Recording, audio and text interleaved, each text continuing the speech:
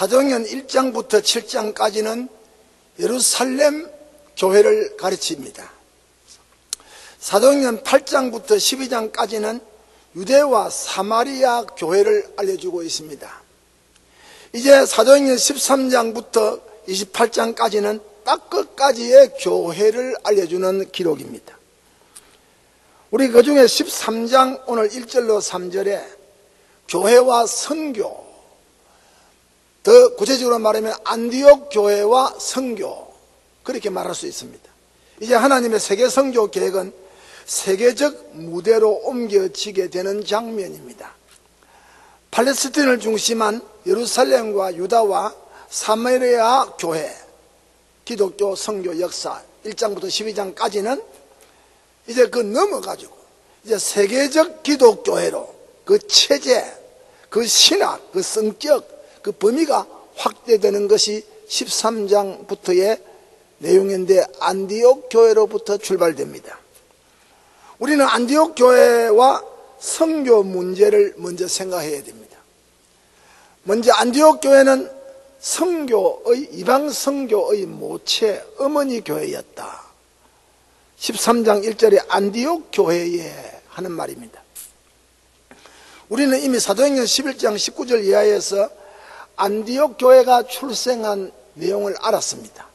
안디옥 교회는 예루살렘 교회가 받은 핍박 결과 피난 온 사람들, 신앙 때문에 피난 온 사람들에 의해서 탄생한 교회입니다. 핍박 고난의 산물입니다. 예루살렘 교회가 스데반의 일로 인하여 핍박을 받을 때 흩어진 기독 신자들이 안디옥까지 와서 함께 모여서 자유로운 예배를 드리게 된 것이 안디옥 교회의 시작입니다. 이 소식을 들은 예루살렘 교회는 바나바를 파송해가지고 안디옥 교회의 성장을 지원했습니다. 대단한 일입니다. 바나바는 사울이라는 바울을 찾아 데리고 와서 이 안디옥 교회에 함께 동사 동력을 하므로 그야말로 이방 선교의 어머니 교회로서의 자리를 차지하게 했습니다. 팔레스타인 지방의 예루살렘 교회는 세계 선교 교회의 모체입니다. 그러나 안디옥 교회는 이방에서 세계 선교의 모체입니다. 자, 세계 이방 선교의 모체로서 안디옥 교회는 어떤 교회였던가? 13장 1절은 안디옥 교회는 설 때부터 세계주의적 성격을 띠고 출발한 교회입니다. 우리가 이미 언급했듯이 안디옥은 지리적으로 동서무용의 요로라고 했습니다. 그 도시에 사는 사람들은 수리아인, 유대인, 로마인, 그리고 헬라인, 아프리카 지역의 사람들로 다인종, 다문화 사람들이 혼합하여 살고 있었던 지역입니다. 명실공히 국제도시였습니다. 당시 안디옥은 로마와 알렉산드리아 다음 가는 로마 제국의 세 번째의 큰 도시였습니다. 수리아 안디옥입니다. 동방에서는 제일 가는 수도였습니다. 우리 성경 본문에 바나바, 바울, 니게리라 하는 시몬 흑인입니다. 구레네 사람 루기오, 헤로데 젖동생 마나엔 등 여러 부류의 사람들이 신자가 되어가지고 안디옥 교회의 초기 멤버를 이루고 있다.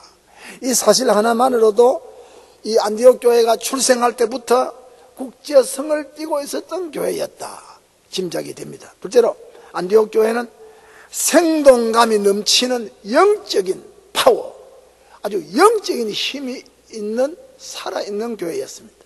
예를 들면 11장 19절에 처음부터 예수 때문에 예수 잘 믿다가 핍박받은 성도들이 예수를 잘 믿기 위해서 안디옥에 피난 온 사람들에 의해서 이 교회가 출생했습니다.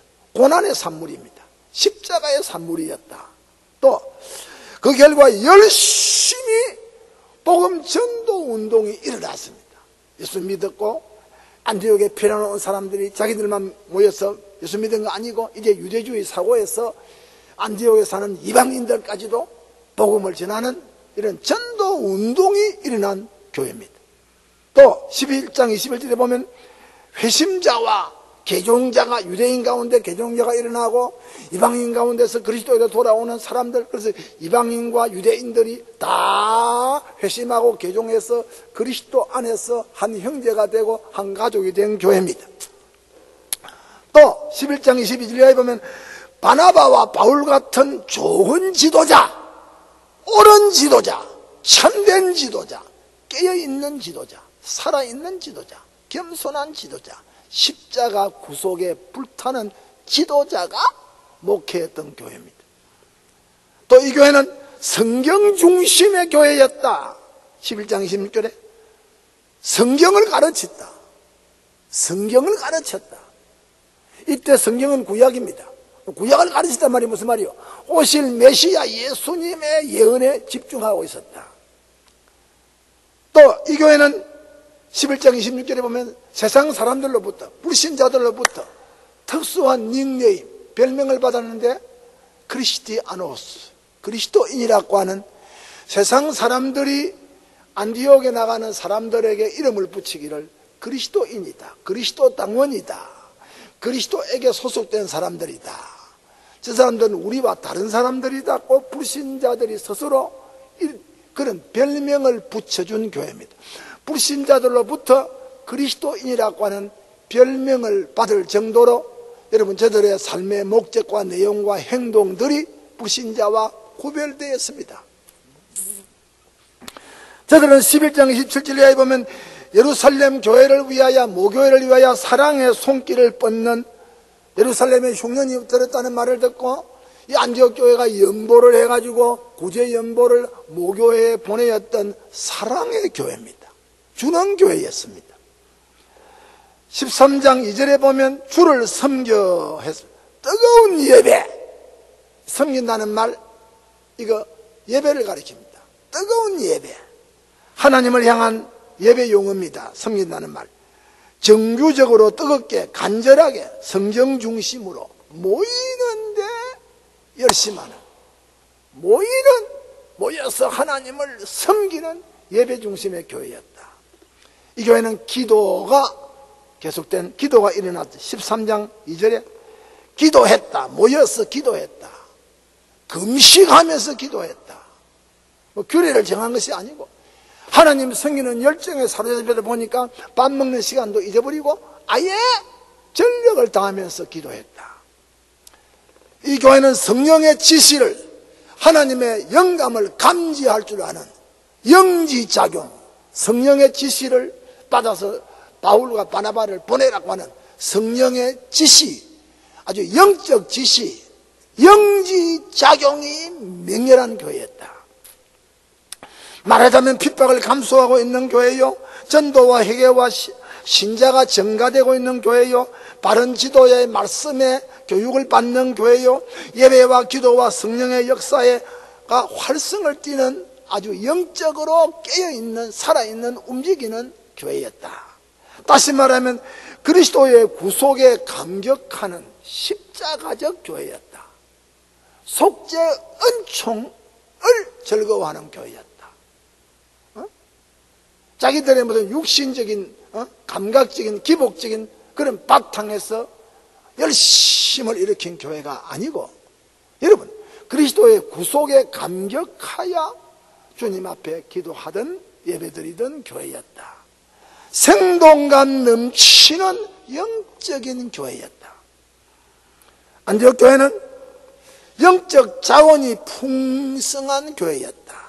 3장 1절로 2절에 그것은 바로 유력한 신앙의 인적 자원이 많았습니다. 바나바가 있었습니다. 그는 구브로 출신으로 레위인입니다. 본명은 요셉인데 봉사와 정신이 강해서 위로의 아들 바나바 하는 별명을 가지고 예루살렘 교회로부터 사랑과 존경을 받던 바나바가 이 교회의 지도자였습니다. 그는 겸손했고 세계 역사의 무대에 흐름을 볼 줄 알았던, 바울이 와야 되겠다, 사울을 데리고 와야 되겠다 하는 영적 흐름을 아주 직감하던 그런 사람이에요. 니게르라고 하는 시몬이 이 교회에 있었다. 구련의 사람 시몬이라고 했습니다. 그러면 그는 주님의 고난에 동참하여 십자가를 억지로라도 지고 가면서 주님을 믿은 사람이 아닌가. 루기오가 있었다. 구련의 사람이라고 소개되었습니다. 그렇다면 그 앞에 나오는 시몬과 함께 북부 아프리카로부터 여기까지 와서 십자가의 구원을 함께 나누던 신자였다. 또 마나엔이 있었다. 그는 헤롯과 함께 자란 귀족 출신의 그리스도인이었다. 그리고 사울이 있었다. 그는 주님께서 직접 이방인의 그릇으로 선택받은 자 아닙니까? 이거를 보면 이 교회의 영적, 인적 자원이 얼마나 풍성한 사람들로 구성이 되었다. 또 저들에게는 영적 일치라고 하는 목적론이 저들의 자원이 되었습니다. 안디옥 교회는 지역 감정이나 어떤 혈통의 장벽이나 계급의식이나 자리 다툼이나 빈부귀천이나 배타 감정 따위가 저들의 공동체에 자리를 잡을 수가 없었습니다. 저들의 개성이나 저들의 직업이나 역량이나 다양한 인간적인 욕구들이나 개인의 주장들이 다 그리스도 예수 안에서 여러분 녹아지고 성화가 되고 이렇게 그리스도 예수 안에서 그리스도 시민의식으로 그리스도 인격으로 동화가 되고, 그래서 예배하는데 일치하고 기도하는데 일치하고 하나님께 영광을 돌리는데 일치하고 금식하는데 일치하는 목적적 의식, 목적적 조화를 가지고 있었던 교회였다. 복음 전파, 복음 선교를 위한 목적에 저들이 가진 모든 것들이 일치했다. 참 영적 일치, 목적적 일치, 오늘 우리 교회들이 배워야 됩니다. 이러한 곳에 배타주의나 파벌주의나 분열주의, 기타 여러 인본주의가 자리를 잡을 여지가 없었다 이겁니다. 하나님의 목적 앞에 저들의 마음과 몸과 재능이 일치했던 교회였다. 이것이 선교, 이것이 세계 선교를 하는 데 유력한 자원이 되었습니다. 바로 이러한 안디옥 교회, 곧 세계주의적 교회, 생동감 넘치는 교회, 영적인 교회, 목적의 하나가 되는 영적 일치감, 이런 것들이 안디옥 교회가 세계를 받을 수 있는 그런 자원이 되었습니다. 둘째로 안디옥 교회의 세계 선교입니다. 안디옥 교회가 시작한 세계 선교는 하나님의 계시에 기초했습니다. 13장 2절에 주를 섬겨 금식할 때 성령이 가라사대 내가 분류시키는 이를 위하여 바나바와 사울을 따로 세우라. 주를 섬겨 금식할 때 성령님이 저들에게 지시했다. 성령의 지시가 나타났다. 그 내용도 내가 분류시키는 이를 위하여 바나바와 사울을 따로 세우라. 이 성령의 지시가 누구에게 임했는지 모릅니다. 그러나 그 성령의 지시가 모든 교인들에게 일치적 결론을 가지고 있었습니다. 여러분, 안디옥 교회는 결과론적으로 성령께서 세계 선교를 하도록 지시했습니다.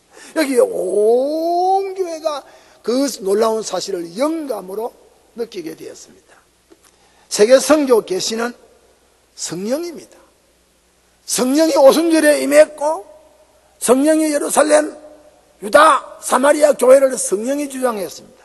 성령이 사도들의 입을, 성령이 사도들의 마음을, 성령이 사도들의 설교를 주장했습니다. 안디옥 교회가 성령의 지시를 받고 선교 비전을 이루게 되었다. 선교, 이거는 교회가 받은 본질입니다. 선교, 이건 교회가 존재하는 근원입니다. 선교, 이거는 교회가 교회되게 하는 가치옷이다. 목적입니다. 선교, 이것은 하나님이 교회를 땅에서 다스리는 목적적 내용입니다. 세계 선교는 성령의 지시에서 출발했다. 안디옥 교회 세계 선교는 신적 소명의 선교사가 있었다. 2절에 바나바와 사울을 따로 세우라. 이것은 하나님 자신께서 아예 선교사를 지명을 했습니다. 저들에게 선교사로 일방적인 인적인 방면에 있어서 자격이 구비된 자, 바나바와 사울은 인적인 면에 있어서도 자격이 구비된 자입니다. 고난을 감수한 끈기와 인내가 있었던 사람들이요, 복음을 전할 수 있는 다재다능한 재능과 융통성이 있는 지도자요, 실천에 옮길 수 있는 능동적이요 적극적인 성격 등이 갖추어진 바나바와 사울을 지목을 해서 따로 세우라. 저들에게는 선교사로서의 영적인 방면도 자격이 갖추어졌습니다. 구원에 대한 확신, 풍성한 성경 지식, 구렁에 불타는 열정, 세상이 감당하지 못하는 영역, 도전의식, 순종, 사명감, 바나바와 사울이 이런 것들이 갖추어져 있는 사람입니다.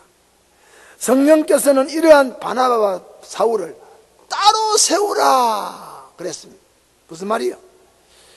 그 사람들은 선교를 위해서 선택을 받은 자들이다.